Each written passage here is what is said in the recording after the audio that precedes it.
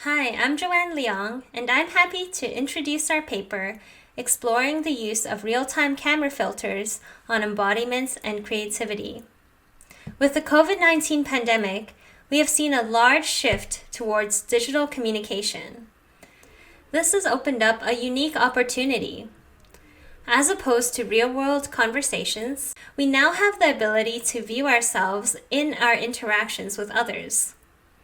We conducted a survey with 174 respondents to understand people's experiences with these tools. We noted that the majority of our respondents leave their camera on and occasionally watch their self-view for a variety of reasons. From this, we saw an opportunity space emerge. Alternate representations of ourselves can influence the way we feel and behave. Through embodiment illusions using physical props or virtual reality, changes to how we perceive our bodies can trigger new perspectives and even result in changes to our cognitive performance. In line with this, the Proteus effect points to the phenomenon that digital self-representations can result in changes in behavior. Therefore, in this paper, we explore whether the use of real-time virtual camera filters can have similar effects. We conducted a remote user study with 21 participants over Zoom. Participants experienced 3 conditions: a no filter, child filter, and inventor filter condition. We explored whether seeing oneself during a video call in this manner can trigger a sense of embodiment, change one's mood, and even boost creativity. A study coordinator led participants through a sequence of activities under each condition. In an orientation phase, participants were told to move, make different expressions, and touch their shoulders and their head. This was inspired by visual motor and visual tactile techniques, which are often leveraged in VR to foster a sense of embodiment. Following this, participants performed 2 creativity tasks. The first was the alternate uses task, where they had to think of unique and unusual uses for a given object.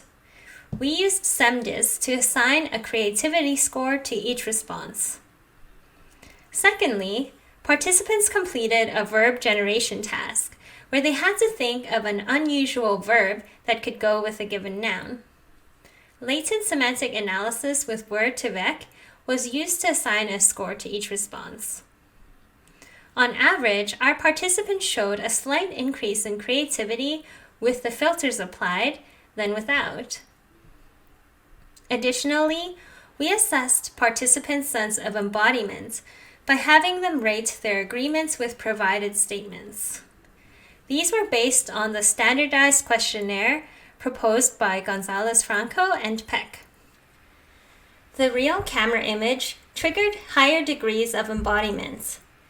And even though no statistically significant differences were found between the child and inventor filter conditions, the results suggest that their individual designs may indeed influence the degree of embodiment felt by users. Participants also rated their emotions. Generally, the child filter scored lower on positive emotions and higher for the feeling of shame.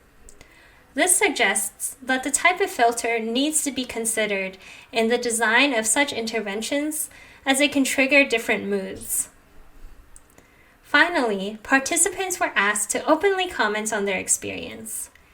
Interestingly, some people felt more self-conscious, while others reported that the filters felt like masks that liberated them from judgment. Another note is that some people recognized that they look away while they're thinking. In comparison to the use of head-mounted displays in VR, on-screen filter interventions may therefore be less immersive. In the future, we would be interested in testing the impact of filters in groups, as we expect some effects to be amplified. Additionally, we would like to explore how the strength of people's beliefs may impact real-time filter-based interventions. Thank you for listening. Please read our paper for more details.